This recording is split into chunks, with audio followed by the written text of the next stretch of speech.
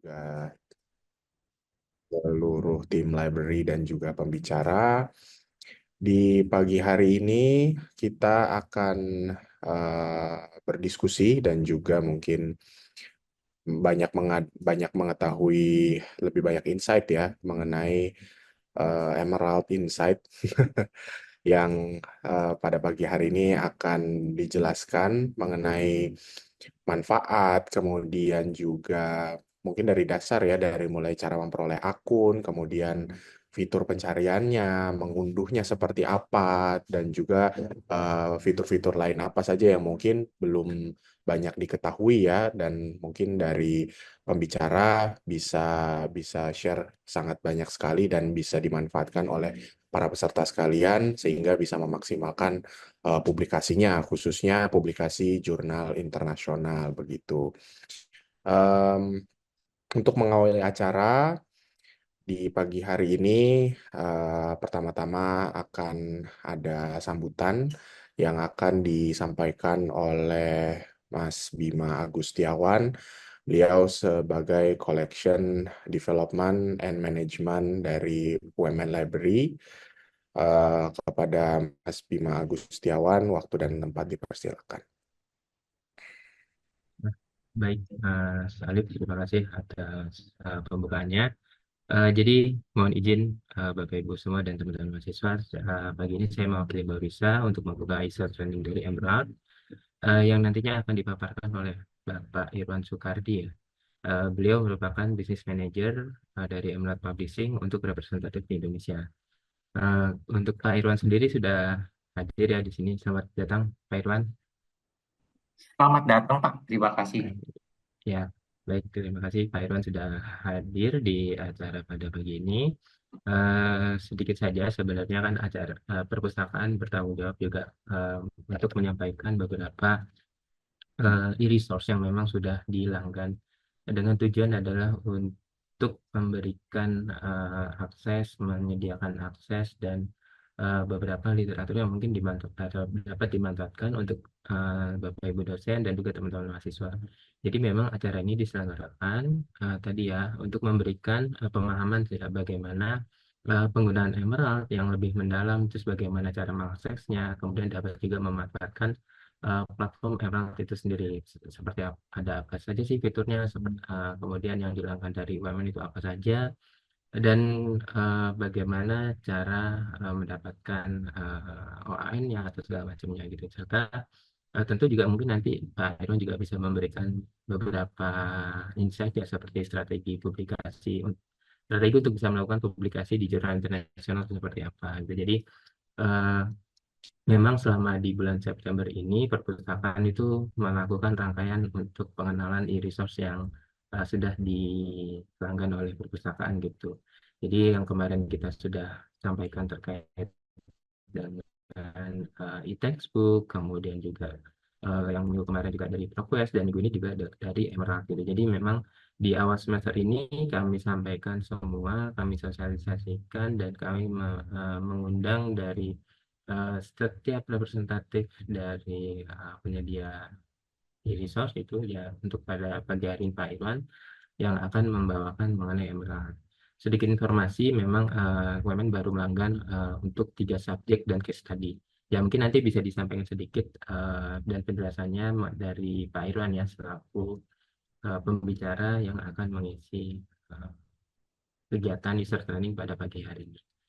Mungkin itu saja titik pesan dari Mbak Orisa selama mengikuti dan kalaupun nanti ada pertanyaan mohon bisa disampaikan ke Pak Irwan terkait bagaimana cara mengakses Emerald, fitur dan segala macam itu bisa ditanyakan di sesi pada pagi hari ini. Oke, baik. Saya kembalikan ke Mas Alif untuk acara selanjutnya. Oke, baik. Terima kasih kepada Mas Bima yang telah memberikan sambutan. Oke, seperti yang tadi telah disampaikan, untuk pagi hari ini kita akan mengetahui lebih banyak mengenai Emerald dari mulai cara mendapatkan akun, kemudian OAN, hingga memaksimalkannya untuk melakukan publish khususnya di jurnal internasional yang pada pagi hari ini akan disampaikan oleh expertnya ya bisa dibilang seperti itu, yaitu adalah Bapak Irwan Sukardi. Beliau merupakan seorang business manager Emerald Publishing in Indonesia yang pada pagi hari ini mungkin bisa ini ya para peserta sekalian, nanti kalau memang ada pertanyaan, kalau ada hal-hal yang ingin diketahui lebih lanjut khususnya tentang Emerald, bisa ditanyakan dan juga didiskusikan. Baik, tanpa berlama-lama, agar sesi menjadi semakin maksimal, kepada Bapak Irwan Sukardi, waktu dan tempat dipersilakan. Ya, terima kasih atas perkenalannya dari pihak perpustakaan oleh tadi Pak Alif ya sebagai MC. Selamat pagi Bapak Ibu semuanya, selamat pagi rekan-rekan mahasiswa. Perkenalkan nama saya Irwan, perwakilan Emerald di Indonesia. Mungkin saya akan share screen dahulu.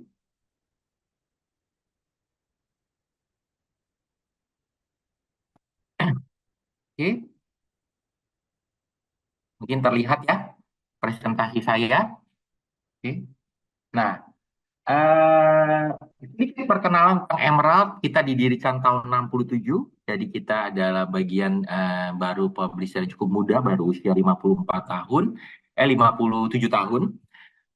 Kita memang dari berbagai bidang ilmu saat ini, biarpun memang Emerald dikenal sebagai salah satu top publisher untuk bidang bisnis dan manajemen, ya, bisnis dan manajemen. Ya, lalu kita sudah punya lebih dari 300 jurnal, 2.500 buku dan 1.500 teaching case. Ya, nah ini adalah online collection kami. Kita juga bukan hanya punya jurnal, kita juga punya e-books, kita punya e-cases, lalu kita juga punya yang namanya ICE Virtual Library. ICE Virtual Library adalah salah satu produk terbaru kami yang kita baru saja akuisisi. Ini ICE ini adalah Institute of Civil Engineering. Jadi ini untuk publikasi untuk teknik sipil ya. Jadi kita sudah jadi kita bukan hanya dikenal sebagai tidak hanya ingin dikenal sebagai yang punya koleksi terbaik untuk bidang bisnis, tapi kita juga ingin terbaik di bidang-bidang yang lainnya. Nah, ini adalah Emerald sebagai bagian dari UNDP SDG ya, sebagai salah satu founding signature UNDP SDG the Publisher Compact ya untuk tahun 2030 ya. Kita punya 4 goals. Yang pertama, Fair Society, Healthier Life, Responsible Management, dan Quality Education for all ya. Lalu kemudian, nah ini adalah koleksi kami untuk e-jurnal. Saat ini tadi diberitahukan oleh pihak dari perpustakaan, ada 3 subjek yang dilanggan oleh pihak dari UMN saat ini, yaitu Operation Logistik, Marketing, dan Human Resources. 3 subjek ini ya, Operation Logistik, Marketing, dan SR. Ya, mungkin ke depannya mungkin ada beberapa subjek yang lainnya yang belum dilanggan, mungkin bisa akan dilanggan. Ya. Nah, ini kita punya 309 jurnal, 295-nya terindeks Scopus, 94 diantaranya tadi punya JCR Impact Factor, 196-nya listed ESCI. Jadi kita secara kualitas luar biasa baik sekali. Sudah 95% terindeks Scopus, jadi dan juga sudah bahkan listed ESCI-nya pun sudah meningkat, mungkin sudah lebih dari 200-an seperti ini. Nah, ini untuk media Nusantara. Oh ya, tadi selain tadi yang jurnal juga dari e-cases juga dilanggan oleh pihak dari UMN. Nah, ini salah satu artikel. Saya baru cari tadi ya, beberapa artikel yang publish yang penulisnya adalah orang dari Multimedia Nusantara. Nah, ini contohnya. Ini yang nulis adalah Bapak Trihadi Pudiawan Erhan. Ini baru 26 Juni 2024. Jurnalnya adalah Knowledge Management. Ini salah satu jurnal yang sangat-sangat high impact, sangat ratingnya sangat tinggi sekali, sangat bagus sekali. Anda bisa lihat side score-nya tinggi sekali, ya. Pun sudah terimpact, impactnya investor dan nilainya juga tinggi sekali. Sudah pastilah nih satu ya. Tapi memang ini, mohon maaf, jurnal ini belum dilanggan, ya, belum dilanggan oleh pihak dari Multimedia Nusantara. Jadi mungkin kalau Anda pengen tahu tadi mengakses, karena ini bagian dari Information Knowledge Management. ya, Subject Information Knowledge Management. Nah, lalu yang kedua, nah ini lebih baru lagi, 2 Agustus. Nah, ini tiga-tiganya orang multimedia Nusantara. Ibu Septi Fami Korisa, lalu Bapak Alexander Wawuruntu, lalu Bapak Wirawan Istiono. Nah, ini tentang bidang tourism, ya, menggabungkan tourism ini, ya. Nah, ini juga mohon maaf juga belum dilanggan karena memang kita punya subjek tourism yang belum. Nah, ini juga jurnal sangat bagus sekali untuk bidang tourism. Anda lihat nilai side score-nya tinggi sekali. Untuk bidang sekelas tourism aja nilai side score-nya sangat tinggi, ini luar biasa, ya.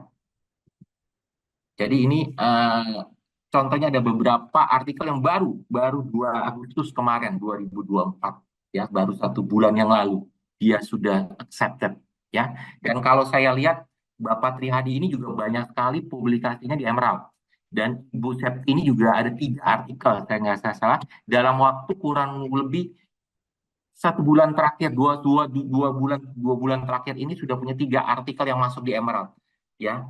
Ini salah satunya, ya, salah satunya. Jadi ini beliau cukup aktif, ya, beliau Bu Septi dan Bapak Trihadi ini, ya. Oke, sekarang ini sekilas dari saya. Nah, sekarang bagian dari eh, searching. Nah, sekarang kita masuk ke bagian searching. Nah, Bapak Ibu kan sudah tahu ya websitenya Emerald. Nah, ini websitenya Emerald. Saya tulis di bagian emerald.com sebenarnya. Emerald.com saja. Memang orang menulisnya ada emerald.com/insight. Boleh, nggak apa-apa. Tapi dengan emerald.com saja sudah cukup bisa akses. Ya. Kalau di dalam kampus sebenarnya Bapak Ibu tidak perlu lagi login atau apapun. Karena namanya sudah ada welcome-nya dirubah. Kalau ini saya masih welcome karena akses di rumah. Welcome-nya itu kalau di dalam kampus UMN itu sudah welcome-nya Universitas Multimedia Nusantara. Welcome-nya. Jadi sudah bisa diakses. Ya, sudah bisa akses. Ya. Nah, tapi kalau aksesnya di luar kampus, Bapak Ibu harus bukan akun. Bikin akun itu seperti bikin email di Emerald. Bikin, ya, email kayak bikin kalau Bapak Ibu pengen akses Instagram, Facebook juga kan bikin akun kan di sana sama. Kalau pengen diakses di luar kampus, Bapak Ibu harus bikin akun di kami. Cara bikin akunnya gimana? Register for profile dulu. Nah, pertama adalah Bapak Ibu harus register, masukkan nama Bapak Ibu atau rekan mahasiswa, emailnya, bahkan, lalu kemudian dari situ Bapak Ibu masukkan organisasi. Nah, yang lainnya itu tidak perlu diisi, ya. Geographical location tidak perlu diisi, role tidak perlu diisi, institutional place of work tidak perlu diisi. Yang perlu diisi ini, organization number. Nah, organization number ini Bapak Ibu harus bertanya ke pihak perpustakaan. Di sini tulis, bisa, you may access the SSS token from the organization. Please check with your library. Karena saya sudah memberikan akses one-nya ini ke pihak perpustakaan. Ya, jadi Bapak Ibu bisa bertanya ke perpustakaan nomornya berapa. Ada 15 digit angka. 15 digit angka. Ya, jadi memasukkan nama, email, dan ini saja one-nya. Habis itu Bapak Ibu klik agree. Setelah klik agree, Bapak Ibu klik register. Setelah klik register, Bapak Ibu, yang Bapak Ibu lakukan apa? Memeriksa inbox. Inbox email Bapak Ibu yang Bapak Ibu masukkan di sini. Inboxnya. Akan dapat kiriman email dari Emerald, yaitu emailnya itu nanti Bapak Ibu harus buka, lalu ada klik link verifikasinya, ada linknya di email tersebut. Bapak Ibu klik linknya, Bapak Ibu kemudian memasukkan password, disuruh memasukkan password. Passwordnya apa, Pak? Passwordnya terserah Bapak Ibu yang tentukan atau rekan mahasiswa yang tentukan. Passwordnya harus 8 angka, 8 huruf, 8 karakter. Yang penting ada huruf besar, huruf kecil, ada angka, dan ada spesial karakter. Seperti biasa sih, seperti bikin password di email, di Facebook, di Instagram, dan segala macam. Sama, persis seperti itu, tidak ada bedanya. Oke? Ya? Nah, dari situ Bapak Ibu kemudian setelah berhasil login, tinggal klik login. Kalau udah berhasil, dia berhasil memasukkan password, tinggal klik login, ya sudah selesai. Sebentar, nah tinggal klik login, nah memasukkan alamat tadi, saya pilih ya. Ini, memasukkan alamat apa, nah kayak gini. Nah, langsung loginnya itu adalah menggunakan alamat email dan password yang Bapak Ibu gunakan. Ya, ini tadi saya trial dengan universitas lain. Ya, nah ini dan nah nanti welcome-nya akan berubah. Welcome nama Bapak Ibu dan di sini ada tulisannya Universitas Multimedia Nusantara. Kalau saya karena staff pakai namanya staff akun gitu ya.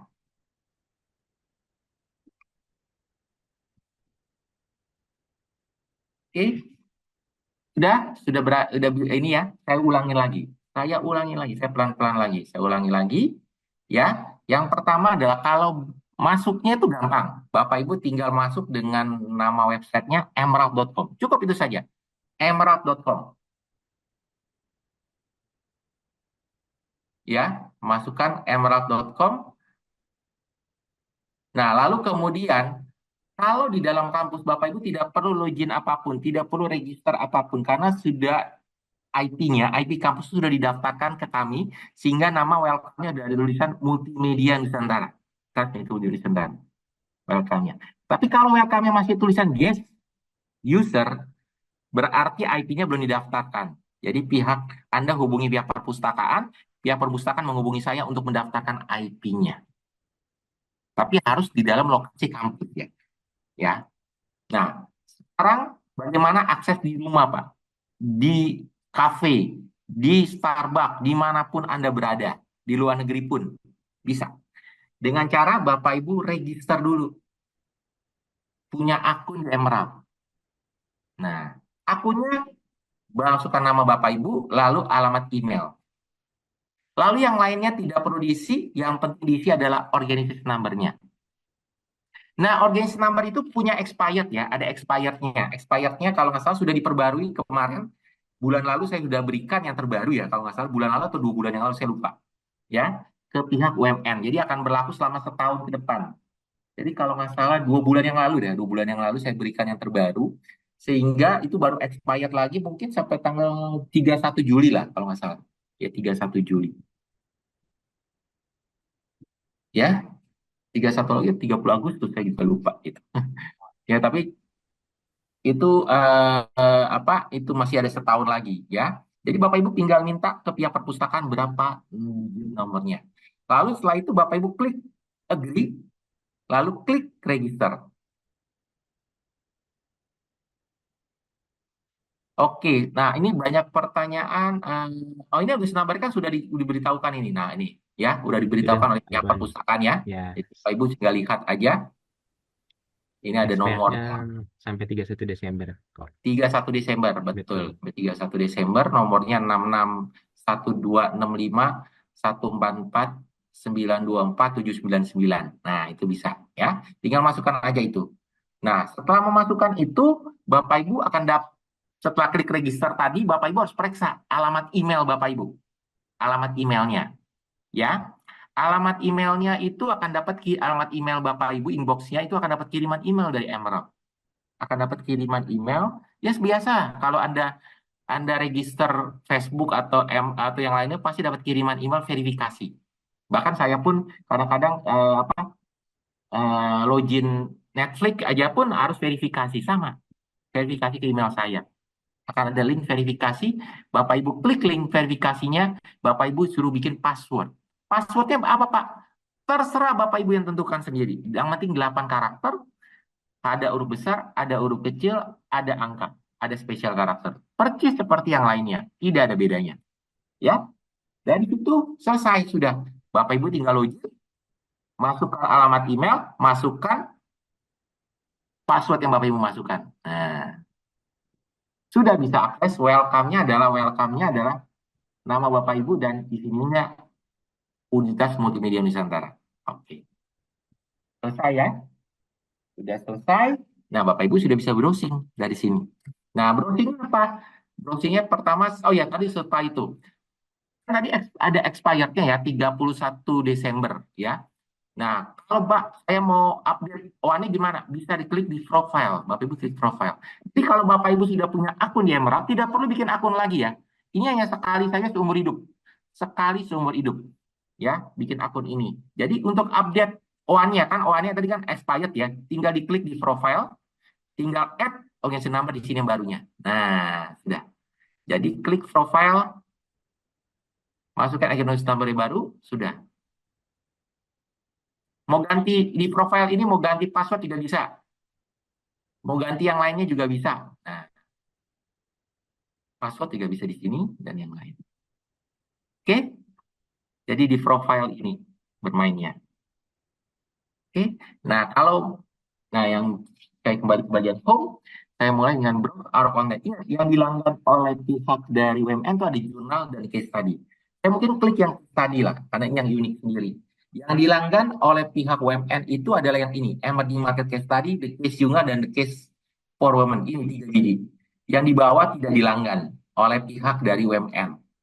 Yang di bawah ini tidak. Ya, yang dilanggan yang ini, dan ini. Ini bisa diakses full semuanya. Tapi kalau Bapak Ibu pengen masuk, bisa mengakses semuanya juga bisa. Tapi mungkin yang lainnya abstract only. Ya, yang lainnya yang nggak dilanggan itu abstract only.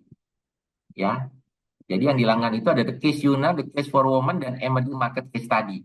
Jadi yang Council of Supply Chain tidak dilanggan, Darden ini tidak dilanggan. Yang dilanggan yang ini, dan yang ini. Ya, oke. Jadi Bapak Ibu tinggal cari aja di sini case-nya. Misalnya saya cari case-nya tentang Indonesia. Contoh ya, Anda bisa, biasanya kan pakai tanda petik begini ya, biar kelihatan tepat pencariannya. Ya, nah akan keluar itu beberapa, nah ini apa, case dari Indonesia.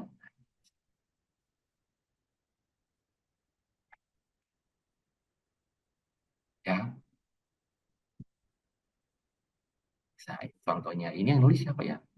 Oh, dari Prancis, tapi ini tentang gunung Paksi di Indonesia. Entrepreneurship. Nah, ini contohnya seperti ini. Bapak Ibu tinggal download saja artikelnya dari sini.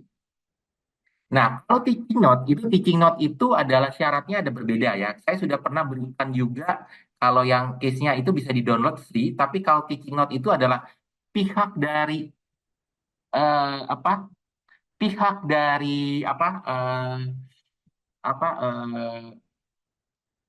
siap, dosen itu harus mengirimkan email ke perpustakaan, lalu perpustakaan akan mengirimkan ke pihak dari pihak dari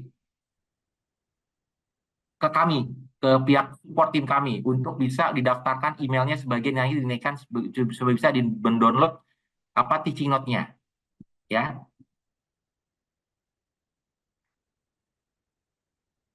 Ya, sebentar saya akan sebentar saya akan eh, sharing bagaimana cara cara mungkin di sini ada yang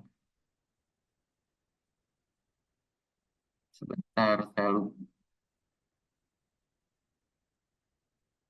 Nah, ini. Mohon maaf, tunggu di sebentar.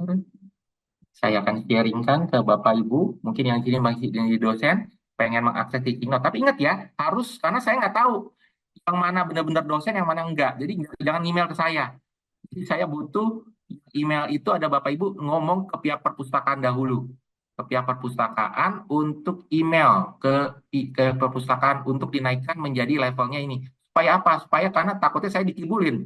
Ini apa? Bukan ternyata bukan dosen. Ternyata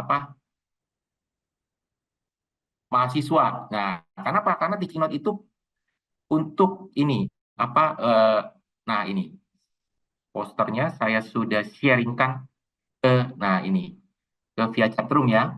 Oke, sebentar. Oke,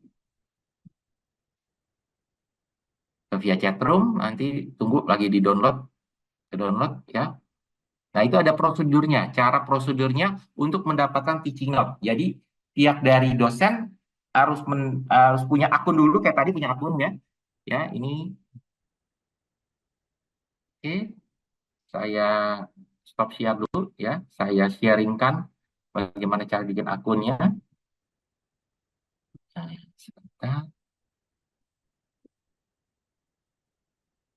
Nah, ini. Nah, ini ya. Jadi Bapak Ibu register dulu seperti tadi, register ya, registernya sama seperti tadi. Habis itu kontak email supportnya ya. Dan tapi ingat, kontak email supportnya itu adalah via dari eh, ke perpustakaan. Jadi perpustakaan supaya bisa tahu ya. Perpustakaan baru email langsung ke support tim kami untuk dapat teaching note ya. Silakan teaching note-nya. Karena teaching note-nya itu tidak bisa untuk mahasiswa ya. Kalau buat mahasiswa nanti ketahuan. Karena itu banyak sekali, itu paling penting kalau di case tadi adalah teaching note-nya. Ya, jadi ini eh, cara untuk mendapatkan teaching note. Ya, oke. Saya stop lagi, saya sharing lagi dari sini. Oke, jadi sudah ya. Oke, yang ini yang case tadi sudah jelas. Lalu kemudian kalau yang jurnal, ini kalau jurnal tadi saya bilang yang dilanggar itu adalah SR, operation, dan yang terakhir adalah apa marketing. Ya, kita coba marketing lah. Ya. Marketing jurnalnya apa saja? Diklik marketing, lalu browse jurnalnya. Nah, ini jurnal-jurnalnya tentang bidang marketing. Contohnya seperti ini. Ya, nah ini bisa, nah ini contohnya adalah jurnal ini, Spesifik Marketing and Logistik. Ini cukup banyak orang Indonesia masuk sini. Jurnalnya juga cukup sering sekali, karena hampir 12 kali publish sudah.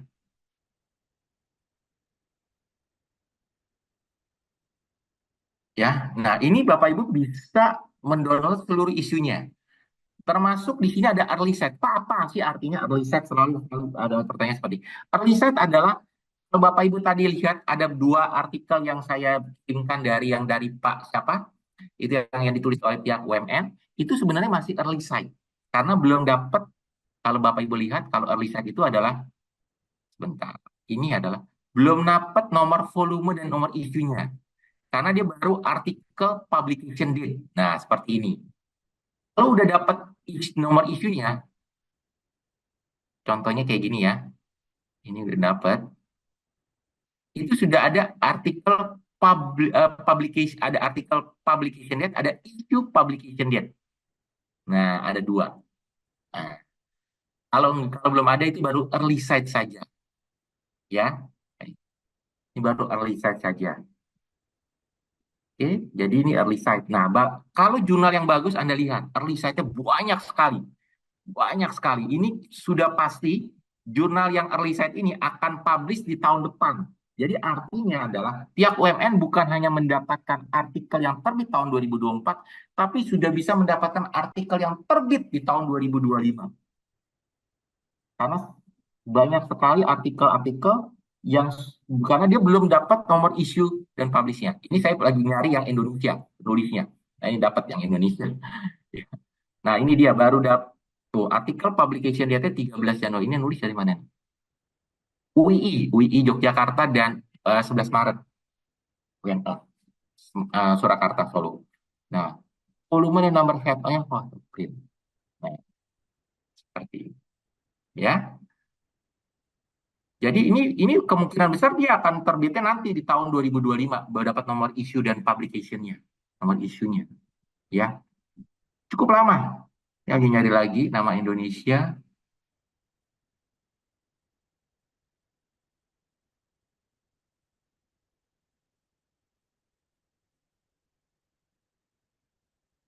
Ada nggak? Cukup banyak ini, sampai berapa ini dia, sampai turun ke bawah. Ini kayaknya ada nama Indonesia tapi gabung sama orang Cina, ya.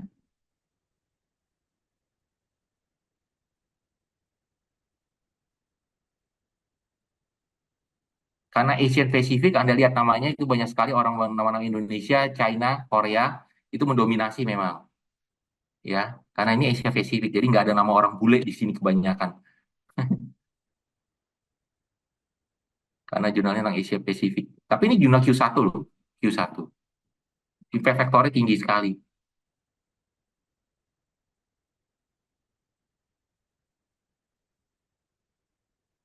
Ini kayaknya bukan orang Indonesia, ini kayaknya orang Filipina, Mabalay namanya. Ada lagi?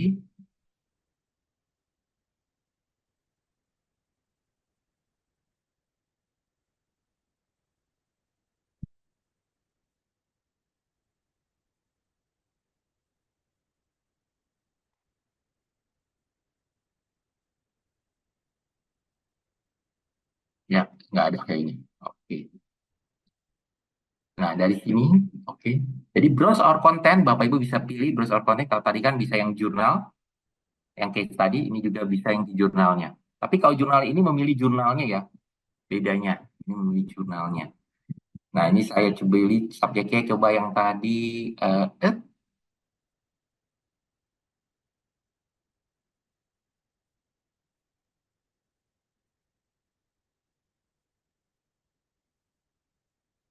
Nah, ini jurnal knowledge management ini salah satu jurnal yang sangat sekali yang tadi ditulis ya. Ini ada 10 isu sebenarnya, satu isunya khusus untuk open access.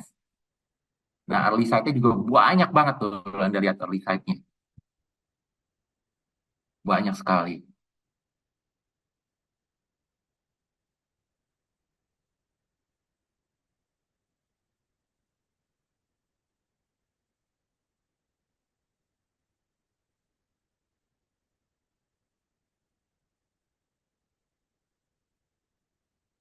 Nah, saya lagi nyari tadi. Nah, ini Pak Triadi tadi ya. Nah, ini. Nah, nah, dia artikel publication-nya masih 26 jam ini, tapi makanya belum dapat volume dan nomor artikelnya. Kayaknya dia akan terbit tahun depan lah. Baru dapat isu publication date-nya. Karena ini banyak sekali dia. Waiting list-nya banyak.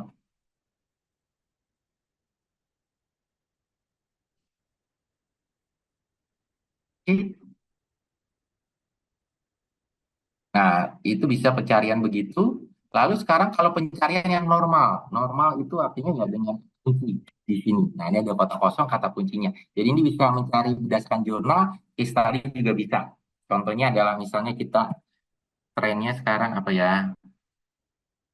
Saya karena SR sama marketing, sekarang e-commerce ya, e-commerce.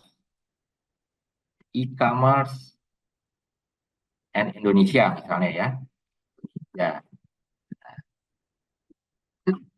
Nah, ini Bapak Ibu tinggal per page-nya. Kalau saya sukanya per page-nya ada 50. Nah, ini short-nya seperti ini, biasa. Nah, di sini ada oleh konten I have access to. I have access to artinya adalah Bapak Ibu menghilangkan yang abstrak only. Yang abstrak only. Ya, saya kerjakan ini seperti ini. Tahunnya bisa dipilih. Misalnya saya tahunnya 2022 saja, yang terbaru saja. Sampai 2024. Ini. Nah, akan muncul seperti ini. Nah, di sini ada tipe artikelnya. Tadi saya bilang, artikel, early set artikel, book part, case tadi juga ada. Ya. Nah, kalau book part ini dari ebook ya. Kenapa saya muncul? Karena saya pakai staf akun. Ya, bukan staf UMN. Jadi muncul semuanya. Saya nggak bisa ngilangin soalnya. Ya, nah, ini contohnya seperti ini. Nah, saya pilih artikel yang paling terbaru aja nih ya. Nah, inilah. Terbaru yang 2023 ini. Nah, ini Bapak Ibu tinggal. Nah, ini. Oh, ada penggabungan antara orang Taiwan dengan UMY dari negara-negaranya. Ya, ininya. Nah, ini Bapak Ibu bisa lihat nih ada artikel publication date, ada issue publication date dua, ya, seperti itu. Ya, jadi Bapak Ibu bisa lihat abstraknya dulu dari sini, lalu kalau mendownload artikelnya dari via HTML seperti ini. Nah, kalau HTML seperti ini, Bapak Ibu bagusnya adalah ada DOI-nya. DOI-nya ini untuk apa? Untuk Bapak Ibu masuk ke reference manager, Zotero, Mendeley, Endnote, terserah. Ya, bisa download dari sini. Oke. Nah, biasanya saya suka pakai yang HTML untuk lihat yang ininya begini. Kalau ngelihat ini, nah, keren kan enak. Ngelihat apa citasi. Nah, citasinya. Kalau PDF agak susah citasinya ini. Karena tinggal diklik di sininya gitu kalau ketemunya. Citasi ini apa dia? Ini. Ini ngambil dari nama publi ininya. Kalau kalau kalau via PDF kan harus lihat belakangnya. repot. Kalau dia lebih enak. Nah, kalau PDF filenya seperti ini. Ini bisa di-save, bisa di-download, kayak gini di-download, di-save. Nah, di sini di Emerald itu kalau PDF filenya tertera berapa lama waktu dibutuhkan. Ya, tidak terlalu lama sih, sekitar 4 bulan ini. 4 bulan, revisi, 4 bulan prosesnya. Kita cari lagi yang lain, saya pilih yang paling agak baruan lagi. Yang 2024. Nah, ini 2024. Ah, tapi ini buku, bukpart, jangan. Bukpart ya, yang artikel saja. Nah, ini 2023. Oke, PDF-nya. Nah, ini dari IPB, gabungan banyak ini. IPB, oh IPB semua sih. Ya. Brawijaya, ada Brawijaya juga. Jadi agrobisnis e-commerce untuk apa? Untuk agriculture, agri-food ya. Ini, nah ini juga sama. Anda lihat artikel publication date sudah hampir setahun ya, tapi belum dapat nomor isunya dia. Ini jurnal cukup bagus karena masih masih early set juga, masih waiting list juga dia. Udah setahun loh sebenarnya, sudah 14 September udah ada ininya early site, tapi belum bisa dipublish, belum bisa. Tapi intinya adalah Anda bisa download dan Anda bisa citasi juga. Kenapa Anda bisa citasi juga artikel ini? Karena sudah ada nomor DOI-nya. DOI-nya itu akan tetap. Walaupun nanti akan keluar nomor isunya, itu akan tetap. Nggak akan beda, karena DOI-nya sudah paten. Seperti ini. Tidak akan berbeda. Nah, ini PDF-nya. Anda lihat berapa waktu yang dibutuhkannya. Nah, sekitar cepat ini. Setahun ini, setahun cepat apa? Oktober 2022, Agustus 2023, setahun lebih. Oke, kita cari lagi.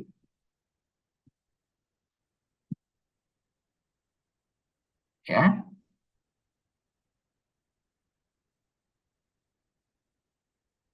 Nah, ini kali ini kan ada dua, berarti dia setahun tuh. Dapat nomor isunya setahun, dia butuh waktu setahun. Jurnal ini. Ya, ini sudah dapat. Nah, ini PDF-nya. Gitu. Dan dia butuh waktu ini dari UGM, orang UGM. Cukup sekitar 8 bulan. Tapi 8 bulan plus dengan setahun ininya. Ya, lumayan lama. Jadi, karena kadang-kadang ada pertanyaan, Pak, kalau saya belum dapat nomor isu dan volumenya, saya belum bisa bisa masukin ke CV saya karena itunya karena apa? Untuk kenaikan pangkat ke KUM dan segala macam ke diktinya. Ya, memang butuh waktu ya. Kalau jurnal bagus seperti itu, butuh waktu lama ya, seperti ini. Oke.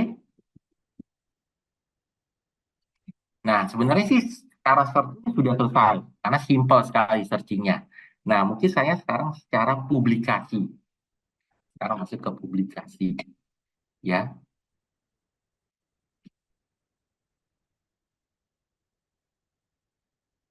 Nah, ini. Nah, sekarang saya ingin bertanya ke pihak dari Bapak Ibu. Mudah-mudahan presentasi saya cukup waktunya. Ada yang tahu nggak di via chatroom? Karena tadi kan saya terus yang ngomong, ya ingin bertanya nih kepada Bapak Ibu sekarang. Berapa biaya untuk publikasi di Emerald? Nah, ada yang tahu nggak? Berapa biayanya? Coba di via chatroom Bapak Ibu sharing. Sharing berapa biayanya? Tidak ada Ayo. biaya, Pak Irwan. Tidak ada Hah? biaya. Tidak Tidak ada ada biaya. biaya. Waduh, siapa ngomong tadi tuh? Dengan Hendro, Pak. Pak Endro, oke. Ya. Betul, dia ada biayanya, ya. Jadi Emerald itu adalah kita itu 310 jurnal ya. Nah, kita punya jurnal yang namanya kita sebut sebagai kalau di istilah trennya itu adalah hybrid journal, ya. Mungkin saya share sebentar, saya stop share dulu. Saya ingin menjelaskan sedikit tentang informasi tentang jurnal apa. Stop share. Share lagi, mohon maaf. Eh, Informasi mengenai tentang apa istilah-istilah open access lah ya, sebenarnya jurnal ya, sebenarnya bukan open access sih sebenarnya, cara itu apa saja sih tipe-tipenya ya, karena kan sekarang trennya open access ya, jurnal itu tipenya apa saja. Nah, Nah, ini kelihatan Bapak Ibu ya. Oke. Nah, jurnal di Emerald itu yang tipenya subscription model kita sebut sebagai hybrid model, ya, hybrid. Jadi kalau untuk submit itu gratis, kecuali kalau Bapak Ibu mau bikin open access, maka akan menjadi gold article. Artikelnya di gold, tetapi tetap jurnalnya adalah hybrid jurnal, ya. Artikelnya menjadi gold, ya, gitu. Nah, itu harus bayar APC, Article Processing Charge. Nah, artikel processing charge itu mahal, lumayan. Nah, lalu ada lagi tipe jurnal yang namanya gold. Kalau gold ini 100% open access dan 100% harus bayar. APC-nya harus bayar. Emerald sudah ada sekitar 10 jurnal yang seperti ini. 10 jurnal. Ada 10 jurnal yang kayak gini. Yang 10 jurnal yang harus bayar. Yang submit itu bayar. Jadi open access, 10 jurnal saja. Nah, ada lagi yang platinum open access atau diamond open access. Artinya adalah artikelnya itu open access, tapi yang nulis kagak bayar, yang baca juga kagak bayar juga, kagak perlu subscribe. Yang bayar siapa? Institusinya. Jadi institusi yang bayarin proses proses peer review-nya. Proses. Nah, itu kita sebut sebagai diamond dan platinum open access. Di Emerald juga ada sekitar 78 sampai 80 jurnal yang kayak gini. Nah, kalau artikelnya itu ada level yang gold, green, dan bronze ya. Kalau gold tadi yang open access itu kita sebut gold. Yang bayar, yang dimana authornya harus bayar itu kita gold. Kalau green, kalau Bapak ini misalnya submit, kayak tadi ada Bapak siapa yang tadi yang masuk ke Emerald, itu dia mau masukkan ke repository pribadi dia, atau ke repository kampus, itu kita sebut sebagai green open access, itu gratis. Boleh. Nah, kalau bronze open access itu free access by publisher. Biasanya itu ada momennya, ada momen tertentu, temporary. Momennya adalah misalnya dia ada apa? Misalnya sekarang hari hari apa gitu, hari hari listrik, maka artikel tentang listrik di-free-kan gitu. Contohnya seperti kayak kemarin ada Olimpiade, artikel tentang Olimpiade di-free-kan, di open access kan. Seperti itu. Oke, jadi itu pengertiannya supaya jelas ya. Nah, nah, jadi sebenarnya free untuk masuk ke ke Emerald itu gratis. Nah, tapi berapa biaya EPC-nya, Pak? Mahal sekali. Mahal sekali. Hampir 60 juta. 2.870 pound sterling. Super mahal. 60 juta. Mahal banget ya. Jangan. Kalau saya sarankan tidak usah. Nah, mungkin di sini saya ada yang ikut acara ini, ada yang baru mulai ya. Early career lah, postgraduate, ada yang sedang kuliah S2, S3, ada yang mid career mungkin ada punya publikasinya di bawah 10, ada yang senior career yang publikasinya banyak di atas 10, ya. Selamat bergabung di acara ini, mudah-mudahan memberikan manfaat bagi Anda semua. Nah, apakah susah publikasi? Nah, ini ada data dari Dimension, ya. Indonesia itu kalau di sebelah kiri layar itu ada 10 negara yang jumlah publikasinya paling besar di dunia. Ya, ada Amerika, China, Inggris, Jepang, Jerman, Prancis, Kanada, India, Italia, dan Australia. Indonesia ranking segini. Jadi kalau Australia itu sekitar 2.291.000 ya, di ranking 10, Indonesia itu 688.000 publikasi. Ranking keberapa Indonesia? Ke ranking ke-23. Nah, kita lebih tinggi daripada Singapura, Malaysia. Ya jelas lah, jumlah penduduknya juga banyak. Jelas lebih tinggi. Tetapi kalau diteliti di di dimension, data dimension ini, jumlah publikasi Indonesia itu lebih banyak ke arah mana? Terutama internasional, ke arah proceeding dibandingkan jurnal. Berbeda dengan Singapura dan Malaysia. Singapura, Malaysia lebih banyak ke arah jurnal ya dibandingkan proceeding. Ya, karena itu Singapura, Malaysia ranking universitasnya lebih baik dari Indonesia. Nilai publikasinya juga jauh lebih baik dari Indonesia. Kenapa? Karena dia lebih fokus ke arah jurnal. Jadi dia dituntut oleh untuk publikasi jurnal. Harus gitu. Nah, ini adalah sedikit perkenalan tentang tim kami, ya. Nah, tapi yang di sebelah kanan itu ada artikel. Ada artikel, total artikel di Indonesia yang publish di Emerald. Nah, itu tahun kemarin itu ada 328 artikel yang berhasil publish dari Indonesia.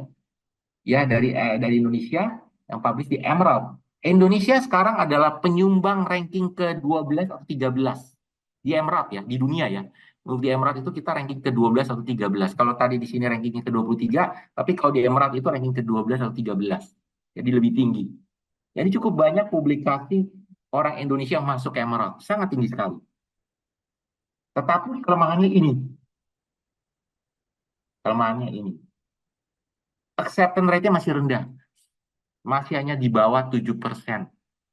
Jadi yang submit itu luar biasa, 25.100 yang submit, tapi yang diterima hanya 1.723 yang di accept.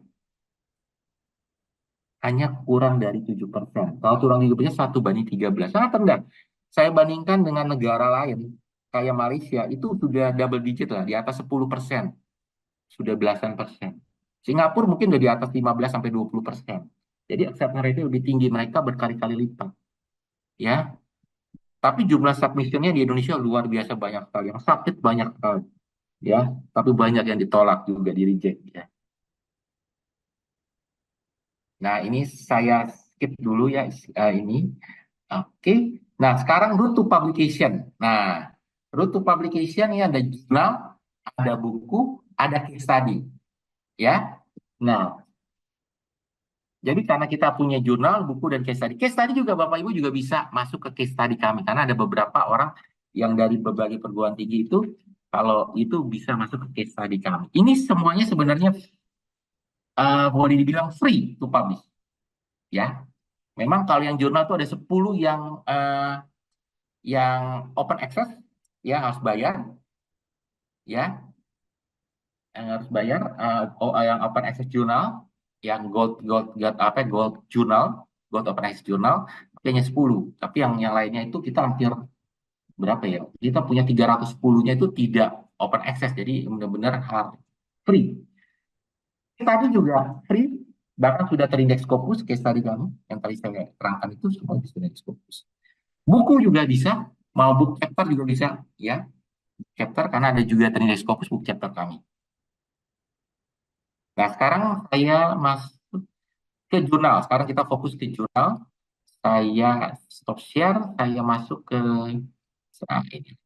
websitenya. Nah, Bapak Ibu bisa lihat di sini. Nah, Bapak Ibu bisa lihat di bagian di sini ada Publish with Us. Nah, diklik di sini bagian atasnya. Publish with Us. Ada 3. Jurnal, buku, teaching case. Terserah Bapak Ibu mau masuk yang mana. Biasanya rata-rata ya lebih banyak ke arah jurnal. Klik jurnal dahulu.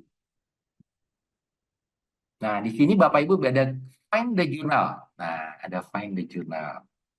Nah, di sini di Find the Journal ini sudah lengkap di Emerald. Udah ada acceptance rate-nya berapa, time for decision-nya berapa, impact factor-nya berapa. Nah, ini juga bisa difilter. Filternya banyak apa? Jadi, misalnya saya bagian marketing atau operation logistik lah, ya, operation logistik misalnya. Nah, ini adalah jurnal-jurnalnya. Saya mau jurnal yang mana? Yang paling terkenal kan ada ini, bisnis proses. Nah, ini Bapak Ibu bisa klik. Nah, compare, di sini compare. Lalu yang mana lagi ya? Saya pilih, ini tinggal next aja sih. Set, mau supply chain. Nah, compare. Ya, lalu tadi yang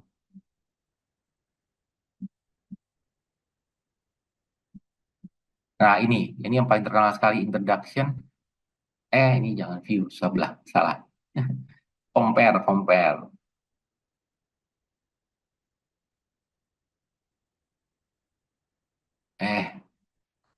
Kebanyakan backnya. Sebentar, saya ulang lagi.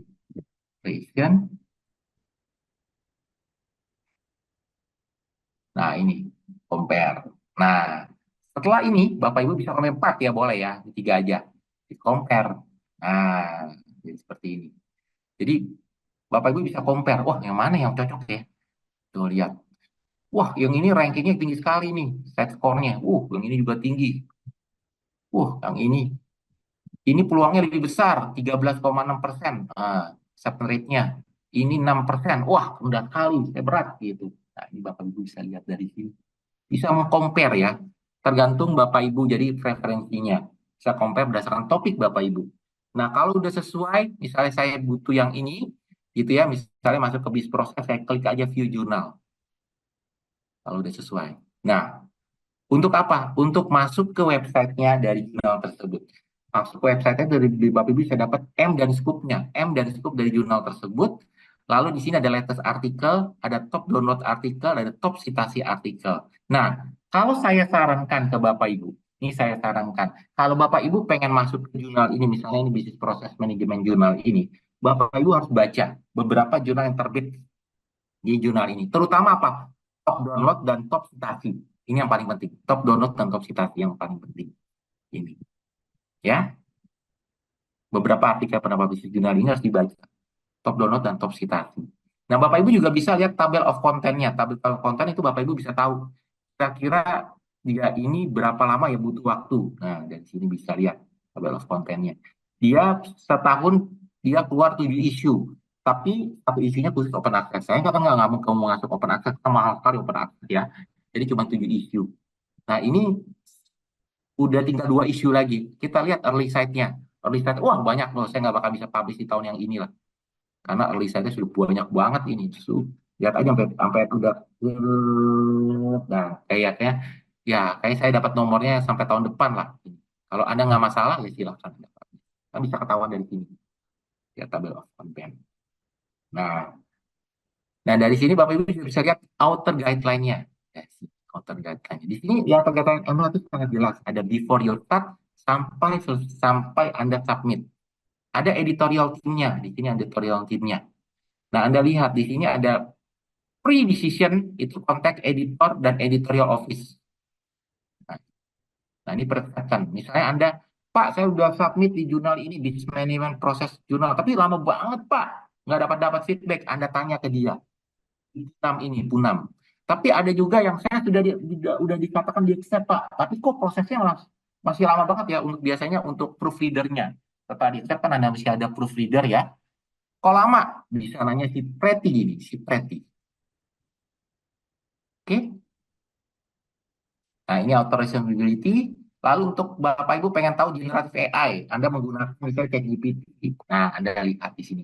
Gimana cara, apakah Anda berkenankan menggunakan ChatGPT atau tidak? Ya, ada prosedurnya, ada etikanya. Ya, dan ini segala macam.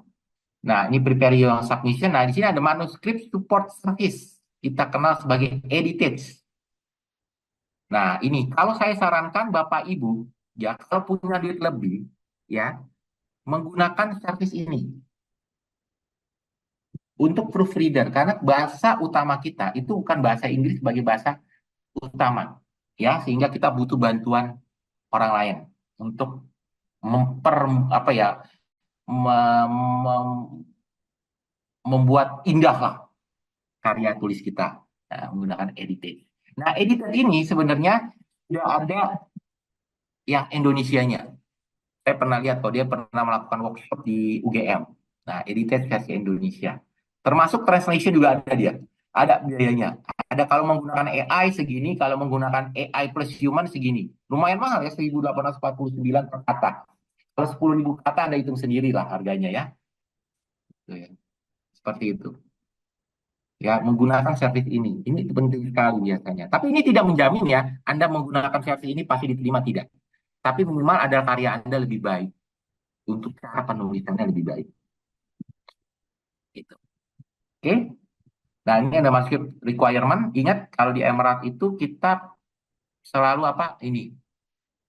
Abstraknya itu ada purpose, ada desain metodologi, finding originalitas. Nah, ini seperti ini. Tapi Bapak Ibu tinggal usah khawatir. Di sini kita juga ada apa? Ada cara untuk menulis abstrak yang baik. Nah, tuh.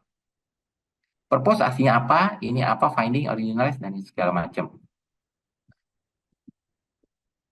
Gitu. Keyword juga, kita juga ada bagaimana cara menentukan keyword yang baik. Nah, di sini. Tinggal diklik-klik aja Bapak Ibu, ya. Tinggal Bapak Ibu belajar dari sini, ya. Ada di sini. Itu artikel yang yang pengen submit di sini, ini contohnya sih. Terus semua, saya nggak akan jelaskan semuanya ya, karena akan lama sekali. Nah, lalu ada ini adalah kalau Emerald itu menggunakan Harvard style, ya. Nah, baru submit. Ibu Bapak Ibu submit. Nah, submission proses kami itu sebenarnya sangat mudah. Bapak Ibu tinggal submit aja di sini, tinggal diklik di sini. Yang penting punya apa? Punya akun Orchid ID. Atau di sini bisa akun Web of Science, Orchid ID nggak masalah. Nah, di sini ada Orchid ID, mau pakai akun Orchid ID boleh, atau Web of Science juga boleh. Itu yang paling penting ya. Harus punya akun Orchid ID atau Web of Science. Sebenarnya yang mana aja boleh. Kalau punya, kalau bisa dua-duanya punya. Kenapa? Ya gratis juga kok. Orchid ID gratis, Web of Science juga gratis. Ya, dan itu penting untuk Bapak Ibu punya. Kenapa? Karena Bapak Ibu itu kan kayak sosial medianya penulis ya. Dan lagi pula kayak Dikti juga menggunakan Orchid ID untuk nilai apa ranking Anda, hukum Anda. Ya kan kalau saya lihat di Sinta juga kan pakai Orchid ID. Gitu. Nah, setelah itu bagaimana review? Nah, itu proses submission, review, decision. Nah, ya dari sini baru kalau mau bikin open access silakan, kalau enggak ya udah gratis. Ya. Ya, ingat paper Anda itu awalnya masuk ke early set dulu. Lalu kemudian baru dapat nomor issue-nya. Nah, ini ada FAQ-nya. Oke, kalau mau tahu indexingnya di sini. Rankingnya apa saja tuh? Tinggi dia. Oke, terus saya stop share, saya balik lagi ke presentasi saya.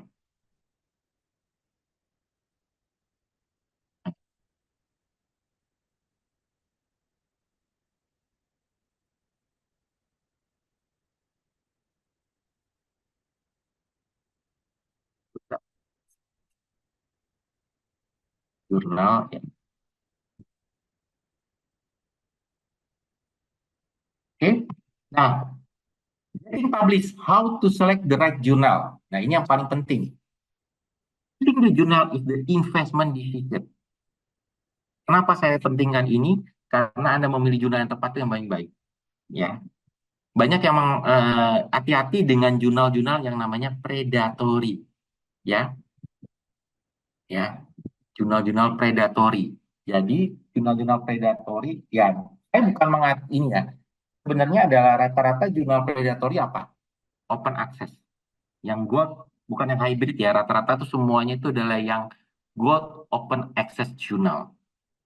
Tapi saya nggak mengatakan semua yang gold open access itu jelek, tidak. Karena sebenarnya kalau mereka melakukan proses peer review yang baik, gold open access maupun hybrid journal, itu sama proses peer review-nya. Tidak ada bedanya. Tidak ada bedanya. Tapi yang membedakan adalah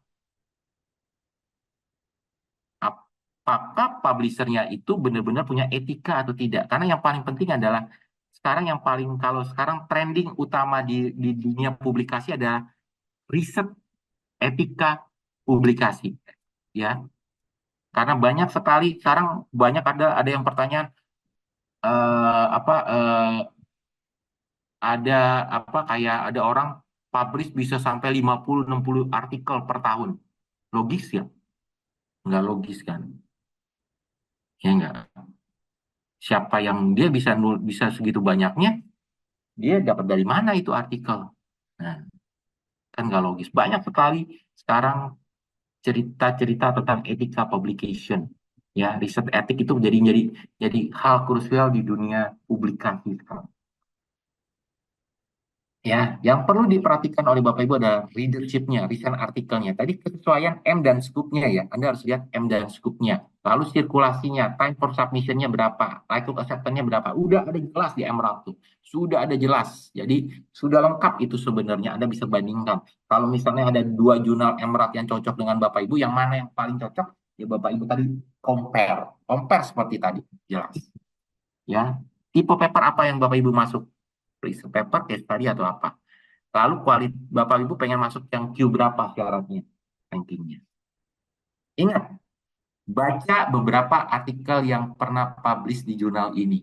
Some article maybe come from the same journal. Lalu lihat juga Google Scholar, Scopus kalian, lihat juga special issue. Special issue, contoh tadi saya salah, saya belum memberitahukan tentang special issue. Saya balik lagi ke mana ya? Nah ini, nah ini. Nah tadi itu ada publish with us. Sebentar, kita pilih jurnal. Nah ini ada namanya call of paper. Find call of paper. Kenapa ini penting call of paper? Saya ada pertanyaan dari saya seperti ini. Pak, kalau kalau saya pengen tahu tren topik yang paling trending saat ini itu dari mana kita bisa tahu? Lihat dari call of paper dari jurnal tersebut. Anda bisa berikan subjek, ya. Dan tadi kalau ini subjek HR misalnya. Tadi kan operation, sekarang HR. Nah, Anda bisa lihat di sini ada topik-topik yang lagi trending saat ini untuk call of paper. Nah, ini bisa lihat dari sini. Untuk bidang HR apa saja. Nah, ini ada deadline-nya memang. Kalau call of paper kan seperti layaknya ya call of paper conference, jadi ada close-nya. Anda boleh submit, boleh enggak di sini. Cuma Anda bisa mengetahuinya melihat topik yang lagi trending saat itu tuh di call of paper. Biasanya itu dia tuh selalu topiknya lagi yang sedang hitnya apa. Itu di sini. Call of paper. Jadi Anda bisa mencari topik yang lagi trending, topik yang lagi up to date itu seperti ini. Ya, di call of paper. Anda mau submit juga boleh. Misalnya ini saya pilih antara yang paling terdekat ya. Yang ini deh. Ini tentang gender equality. Nah, ini seperti ini. Nah, ini close-nya 31 Desember 2024. Anda mau masuk boleh nggak usah, nggak apa-apa. Tapi biasanya kalau Anda butuh cepat ya untuk ininya, sebenarnya apa cepat proses reviewnya itu masuk ke call of paper ini. Ini cepat, peer review-nya cepat. Karena dia cepat sekali. Jadi dia misalnya kayak openingnya manuskrip ini cuma 1 bulan. Lalu biasanya proses peer review-nya pun akan lebih cepat karena dia ada deadline-nya, ya, deadline.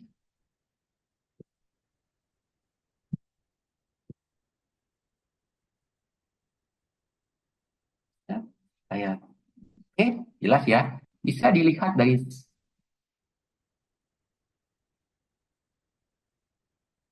nah, special issue, itu define of call paper. Establish a reputable publisher itu paling penting, ya, yang punya nama. Read dan understand jurnal M dan scope-nya, author guideline-nya, lalu read top download dan top citasi. Yang tadi saya bilang, top download dan top citasi itu penting sekali untuk Bapak Ibu baca. Nah, ini jurnal selection, kalau mau benefit open access seperti ini, ya, ingat hati-hati dengan predatory jurnal, ya.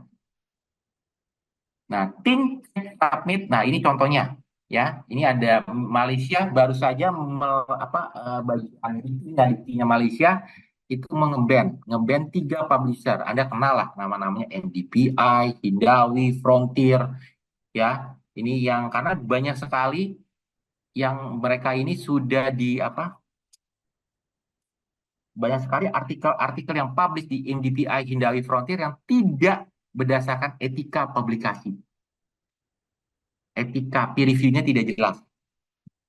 Bahkan contohnya kayak Hindawi ini, dalam beberapa jurnalnya itu sekarang sudah delisting karena dia banyak sekali melakukan retake, tarik artikel-artikelnya, tarik habis-habisan karena banyak yang proses peer review-nya tidak jelas, hasil penelitiannya juga datanya juga nggak jelas dan segala macam. Anda sayang, sia-sia Anda masuk ke jurnal ini. Kenapa? Karena persoalannya adalah mungkin Anda berpikir, Pak, kalau masuk ke Emerald tuh lama, ya, lama banget ya. Saya kasih tahu lama, belas lama, ya, tahunan, ya.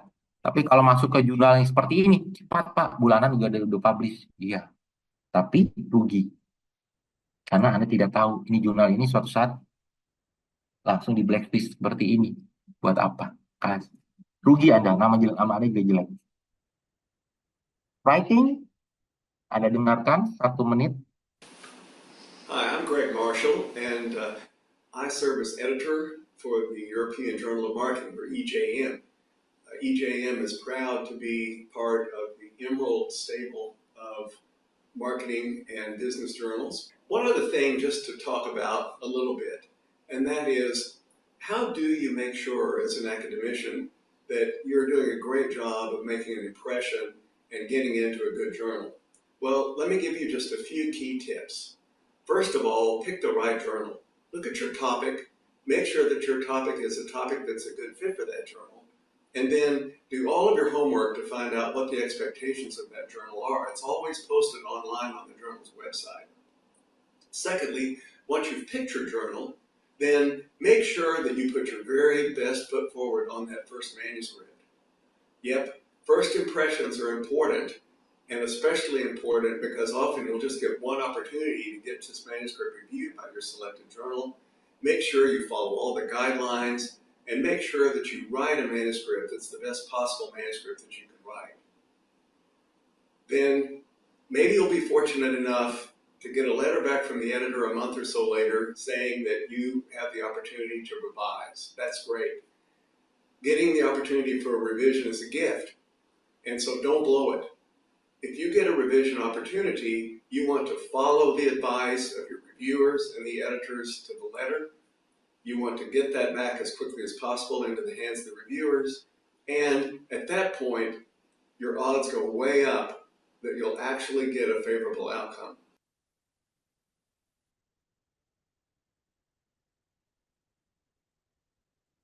Ya, Hi, I'm Greg. selesai. Nah, saya rasa saya sudah tadi memberikan informasi tentang memilih jurnal, lalu membaca beberapa artikel melalui Profesor Greg Marshall, beberapa artikel yang publish di jurnal tersebut, follow author guideline-nya, lihat M dan scoop-nya. Kalau Anda berhasil follow, Anda bikin manuskrip sebaik mungkin, dari sebaik mungkin itu, ya. Lalu kemudian setelah lalu kemudian kalau Anda beruntung, Anda bisa masuk ke fase revisi. Kalau dari revisi sebenarnya sudah setengah jalan bagi Anda. Anda follow-lah aturan revisinya yang berlaku. Sebenarnya ini yang tadi dikatakan 10 poin ini. Originalitas, relevan dan extension existing knowledge, riset metodologinya, cara penulisannya, dari sekolah dari sini, some logical progression, lalu kemudian critical application, recency and relevant of reference, international global focus, adherent to the editorial scope of the journal, good title, keyword, dan web proton abstract.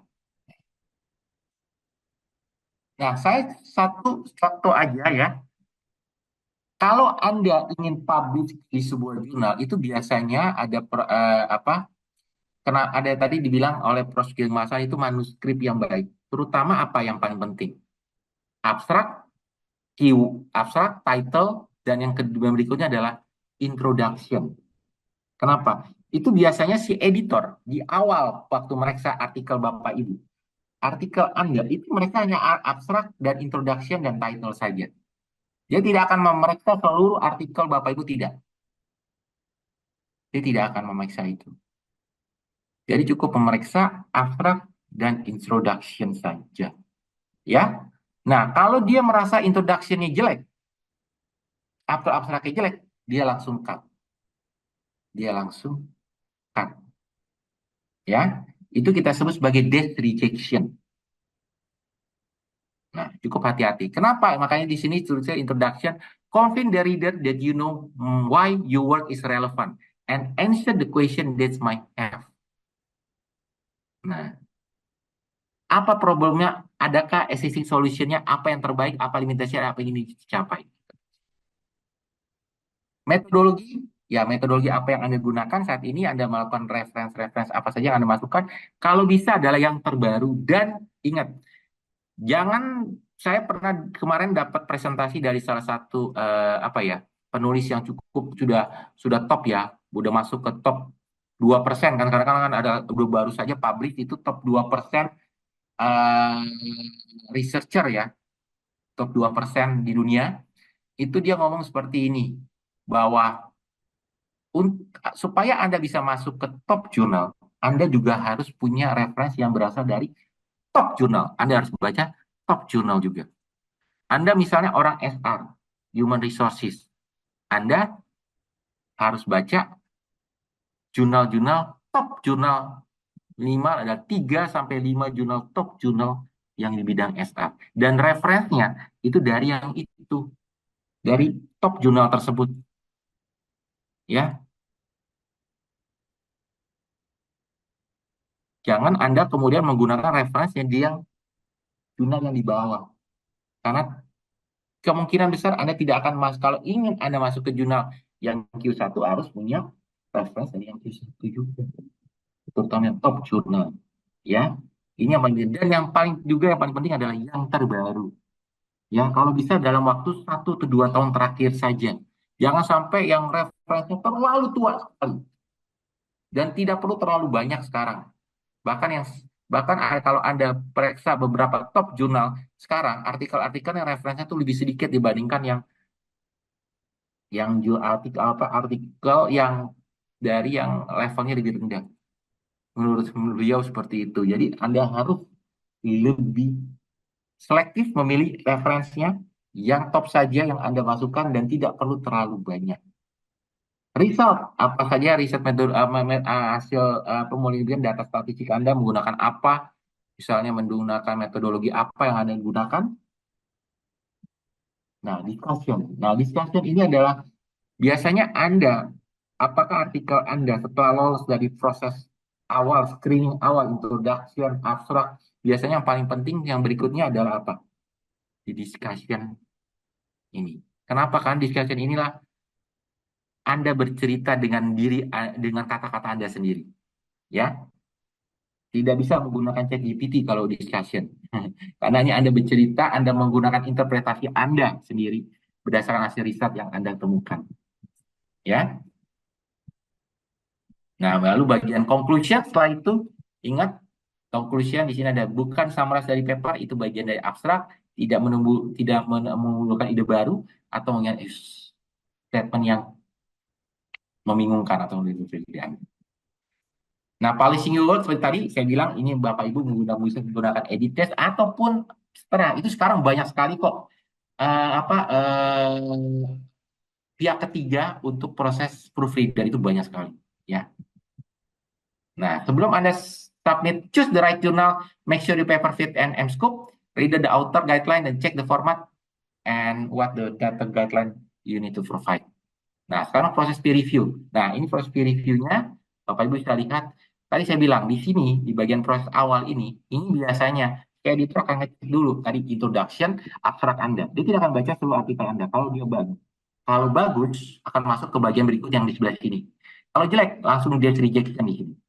Nah, kalau kebanyakan artikel-artikel itu gagal di sini, di rejection ini. Nah, kalau gagal di sini rugi, Anda rugi waktu, Anda rugi segala-galanya. Kenapa? Karena Anda tidak akan dapat input apapun. Tapi kalau di reject di sini, Anda akan dapat komen dari reviewer.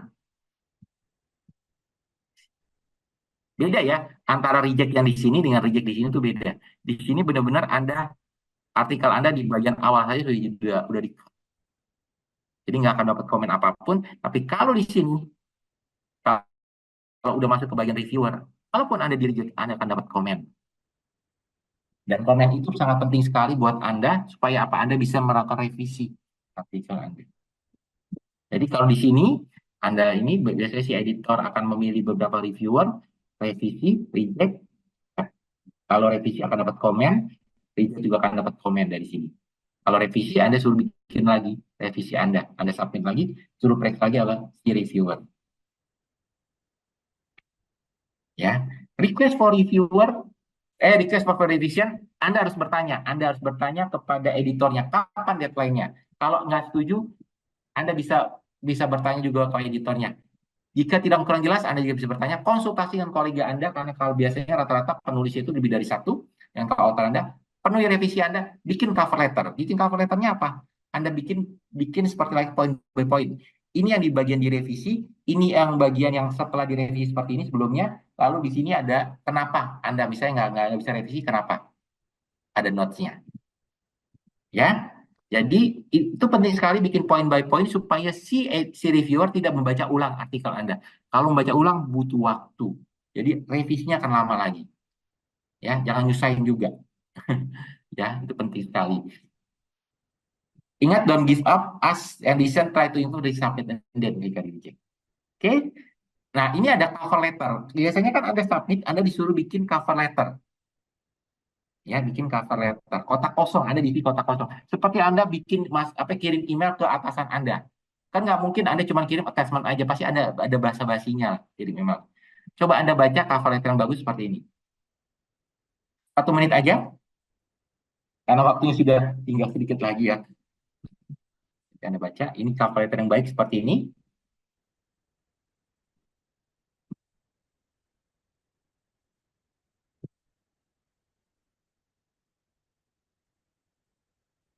Sudah? Nah, ini cover letter yang jelek sih seperti ini.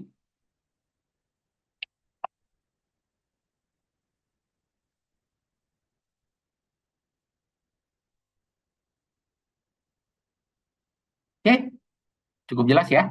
Jadi kalau yang bagusnya adalah dia bercerita tentang topiknya. Saya ingin masuk ke jurnal documentation karena topik artikel saya sesuai dengan M dan scope-nya dari sini, appropriate. Tapi kalau ini, saya pengen masuk ke jurnal documentation karena jurnal ini high impact, sangat dikenal. Jadi tidak bicara dengan topiknya saja. Dia tidak bicara dengan topik, tapi dia cuma kayak mencari muka. Ya, jadi intinya cover letter ini hal yang penting sekali. Karena banyak sekali editor itu melihat cover letter Anda. Ya, itu penting sekali. Karena banyak sekali editor yang reject artikel Anda itu gara-gara cover letter. Ya.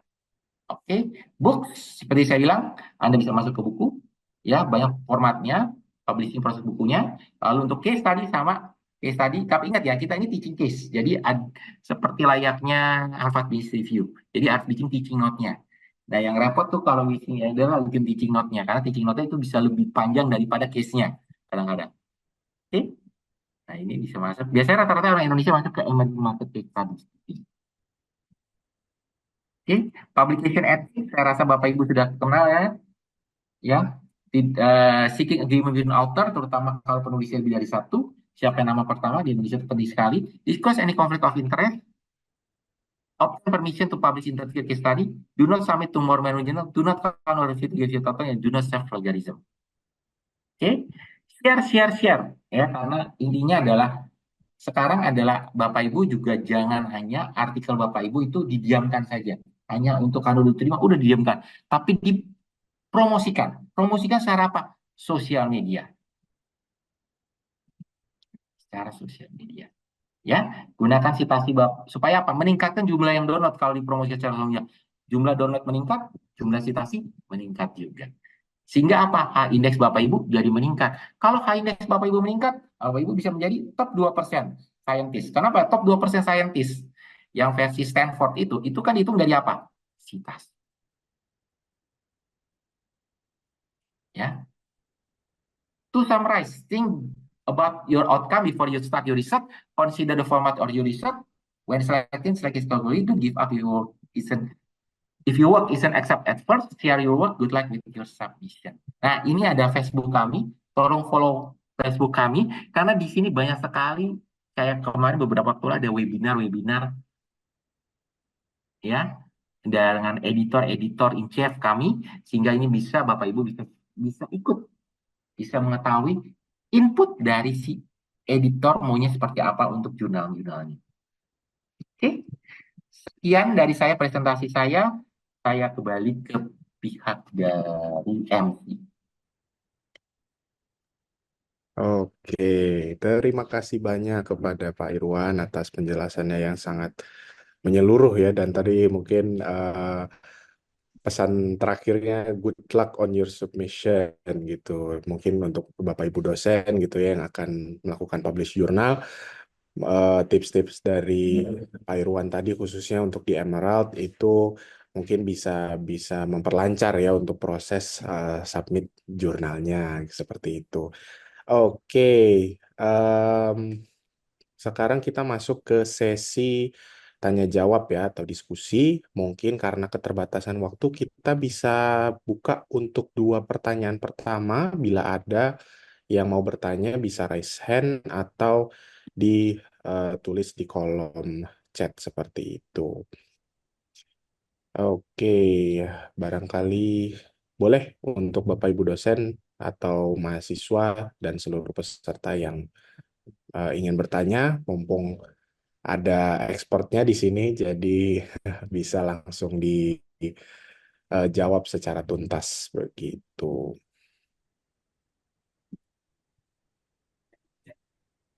Oke, ini ada yang masuk tapi direct ke saya nih Pak Irwan. Mungkin tadi dia kelewat tadi ya.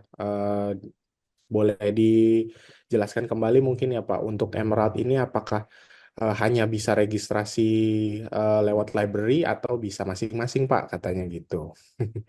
Oke, kalau registrasinya bisa masing-masing ya. Cuman OAN-nya, nomor OAN-nya tadi yang sudah diberitahukan oleh pihak dari perpustakaan ya. Dan itu setiap update-nya ya harus bertanya ke pihak perpustakaan untuk nomor OAN yang terbarunya. Tapi registrasinya bisa dilakukan di mana saja, di rumah pun boleh, dimanapun boleh. Ya, jadi tidak harus datang ke kampus atau di komputer perpustakaan tidak harus. Komputer pribadi juga boleh. Ya, Oke, menggunakan mobile data pribadi juga boleh.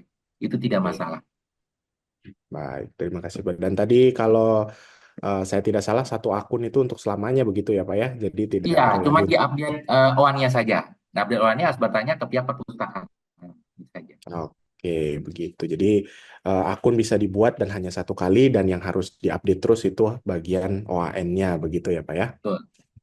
Oke, semoga menjawab ya. Ini tadi pertanyaan dari yang langsung masuk ke saya begitu. Kemudian dari peserta mungkin ada yang mau bertanya.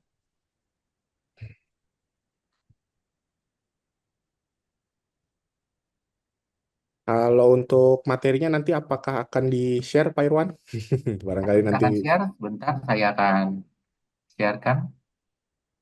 Oke, dan nanti untuk recordingnya untuk para peserta nanti akan tayang di YouTube dari UMN Library ya. Jadi mungkin ada yang terlewat atau ada yang mungkin perlu menonton ulang nanti bisa ditunggu untuk tayang di YouTube dari UMN Library begitu.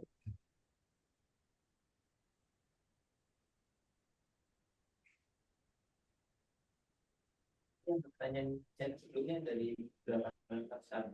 Oke, ini kalau saya scroll di chat ini dari Pak Muhaimin Hasanuddin. Oke, berapa lama publish jurnal dari submit manuskrip, Pak Irwan? Beda-beda ya setiap jurnal. Tadi saya kasih tahu, Bapak Ibu bisa memilih tadi yang dari publish apa. Ehm, Sebentar, saya share screen. Set. Oke. Nah, tadi kan Bapak Ibu udah masuk ke publish with us. Nah, dari ini, nah, lalu kemudian pilih jurnal, lalu pilih find the journal. Nah, dari sini setiap jurnalnya sudah tertera sekarang. Nah, time for decision. Nah, ini ya, beda-beda ya. Tapi ingat ya, ini first decision ya. Decision. First decision itu adalah dia diterima, di reject atau direvisi. Kalau revisi ya bisa lama lagi. Kalau revisinya 3 kali ya bisa lama lagi. Ya, tergantung revisinya. Jadi namanya first decision. Nah, ini ada di keterangannya di setiap jurnal sudah ada. Jadi Bapak Ibu tinggal bermain di subjeknya saja, dirubah bermain subjeknya. Mau subjek engineering juga boleh. Misalnya set. Nah, tinggal mencari artikelnya yang cocok yang mana, tinggal bermain di sini. Berapa lamanya? Ini ada yang kalau yang ini sampai 227 hari. Ini ada 28 hari, ada 58 hari. Tergantung kepada setiap jurnalnya. Dari sini sudah tertera. Ya, sudah jelas dari situ. Jadi Anda tinggal memilih topiknya, sesuai topik jurnalnya, lalu di situ bisa dilihat berapa waktunya. Tapi kan itu sampai first decision saja. Nah, saya baru share juga presentasi saya yang tadi. Ya, tinggal di Oke, baik. download oleh Bapak Ibu. Oke, baik. Apa sudah terjawab Pak Muhaimin dari Pak Irwan? Itu jelas sekali, Pak. Terima kasih, Pak Irwan. Yuk, sama-sama Pak. Oke, baik. Oke, mungkin karena keterbatasan waktu juga ya, dan memang Kebetulan ini juga di hari Jumat begitu ya. Jadi mungkin ada peserta dan juga panitia yang akan melakukan ibadah Jumat begitu. Jadi mungkin kalau dari Pak Irwan ada penutup mungkin sebelum kita akhiri. Oke, yang pertama mungkin penutupnya adalah silakan Anda browsing sepuasnya karena ini sudah dilanggan oleh pihak perpustakaan UMN ya. Anda bisa browsing artikel-artikel di-download sebanyak-banyaknya ya, baik juga yang jurnal maupun yang case study ya. Lalu yang kedua adalah untuk submission, untuk mungkin Mbak di sini ada Bapak Ibu dosen, jangan takut. Tadi kalau saya lihat ada beberapa kayak Ibu Septi itu ternyata baru lulusan S2 ya, belum S3 malah. Itu jumlah publikasinya di Emerald lumayan banyak loh. Ya, jadi Bapak Ibu jangan mungkin terlalu takut gitu ya untuk ininya eh, publikasinya. Bapak Bapak Trihadi pun ternyata juga saya lihat juga cukup banyak publikasinya. Kalau nggak salah dia baru bergelar S2 juga. Ya, jadi sebenarnya luar ini artinya adalah boleh dibilang ya nggak harus yang bergelar profesor untuk bisa masuk ke Emerald atau apa ya. Ya, jadi Anda tidak perlu khawatir ya, itu bisa tergantung artikel Anda. Kadang-kadang adalah yang muda-muda, terutama adalah orang-orang yang muda-muda itu jauh lebih produktif sebenarnya dibandingkan yang saya pernah ketemu kemarin itu ada salah satu dia jadi associate editor loh di Emerald. Usianya baru 33 tahun. Jauh lebih muda dari saya malah. Jauh lebih muda. Saya udah 40, dia baru 33, dia dari Malaysia. Udah jadi associate editor, dia udah menjadi asisten profesor di Malaysia. Ya, muda-muda, tapi sangat produktif sekali. Dia udah artikelnya setahun bisa publish sampai 30 setahun. Bayangkan, ya, 30. Usianya baru 30-an tahun. Ya, udah associate profesor, malah yang muda-muda ini yang luar biasa gitu ya, baru bergelar S2 gimana pun itu jauh lebih produktif malah kadang-kadang. Kenapa? Karena mungkin dia ya memang kalau yang muda ini kan memang sekarang tuntutannya harus menulis menulis menulis ya, sehingga mereka juga sudah siap gitu dengan era digital sekarang gitu ya. Era digital sekarang udah merasa udah siap, jadi lebih cepat dibandingkan yang emang mohon maaf yang udah usianya udah sedikit lanjut ya.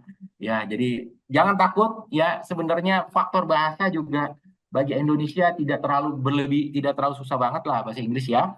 Ya, rata-rata kan bahkan anak SEK pun sudah diajarkan bahasa Inggris ya. Jadi nggak perlu terlalu takut gitu. Ya, pasti Anda bisa lah karena ya memang tinggal Anda berani. Kalau saya lihat ada beberapa, kalau ada apa ya yang top top outer itu biasanya adalah mereka itu sudah punya up target ya. Bahkan kemarin kayak yang orang Malaysia itu, yang profesor Malaysia itu udah punya tim. Dia punya tim. Memang dia udah punya tim untuk publikasi. Jadi tinggal bergerak. Dan biasanya karena dia punya tim, dia juga punya timnya apa? Timnya mahasiswanya. Mahasiswanya yang kuliah S2, S3 itu sebagai kerjasama, karena nggak mungkin dia bisa publikasi 30 artikel setahun kalau tanpa bantuan mahasiswa. Mahasiswa yang melakukan riset ya, mahasiswanya yang melakukan riset. Jadi Anda, jadi dia ya tinggal mahasiswanya dia bantu menulis karena dia jago, udah punya pengalaman menulis yang baik, terus ya tinggal dia bantu menulisnya. Gitu. Jadi tapi kalau Anda ya Anda juga mungkin dari awal ya Anda belajar dari profesor-profesor Anda. Belajar dulu dari profesor Anda, dan habis itu Anda bisa buat tim untuk riset Anda nantinya ke depan. Itu dari sekian dari saya. Oke, baik. Terima kasih banyak kepada Pak Irwan dan closing statement dari Pak Irwan tersebut sekaligus juga sebagai penutup di acara sosialisasi untuk Emerald dari Women Library di siang hari ini. Sekali lagi saya ucapkan terima kasih banyak kepada Pak Irwan atas seluruh insight, materi, dan juga saran-saran ya yang telah diberikan untuk publikasi jurnal, khususnya untuk dosen dan juga bagaimana memanfaatkan Emerald secara maksimal begitu ya untuk baik dosen maupun mahasiswa dalam pengerjaan risetnya seperti itu. Terima kasih juga saya ucapkan kepada seluruh peserta yang telah hadir di acara siang hari ini. Semoga acara hari ini bisa memberi insight yang maksimal dan juga bisa mungkin membantu ya untuk proses riset dan juga mungkin kalau ada yang sedang mengerjakan skripsi dan lain sebagainya begitu. Oke, berikut ada link untuk presensi dan evaluasi acara untuk seluruh peserta. Boleh diisi, di scan barcode-nya atau via link di bit.ly garis miring eval Emerald 27 September 27 Sep yang diperhatikan juga untuk besar kecil dari hurufnya begitu.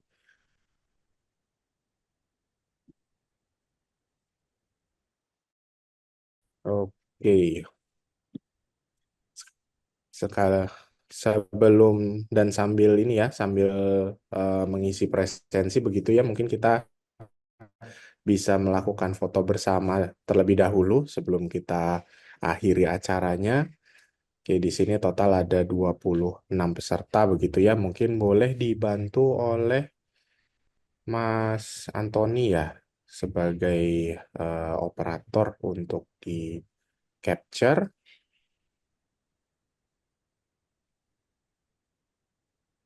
Boleh aba-abanya mau dari dan peserta juga boleh ini ya. Kalau bisa di show kameranya begitu biar terlihat. Ya, Bapak Ibu, di sini ada 2 slide sampai dari slide pertama 1, 2, 3. Itu kalau melihat yang negatif sebutin hal tersulit apa kalian di rumah tangga baca komennya nanti itu pada apa aja. Ya, 1 kali lagi Bapak Ibu. 1, 2, 3. Ya, terima kasih Bapak Ibu.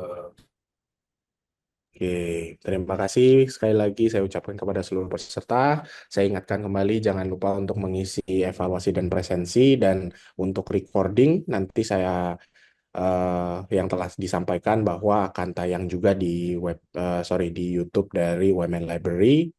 Ditunggu dan juga materi telah di-share di kolom chat begitu ya oleh Pak Irwan gitu. Oke. Baiklah, maka dari itu berakhir untuk sesi user training Emerald Publishing di siang hari ini. Sampai jumpa untuk teman-teman peserta semua di acara dari UMN Library berikutnya. Terima kasih banyak Pak Irwan. Terima kasih sama-sama. Terima kasih Bapak Ibu. Mohon maaf kalau ada kata-kata saya salah. Terima kasih. Terima kasih Bapak Ibu. Selamat berakhir pekan. Sampai jumpa. Saya mau balik ya Bapak Ibu ya. Terima kasih.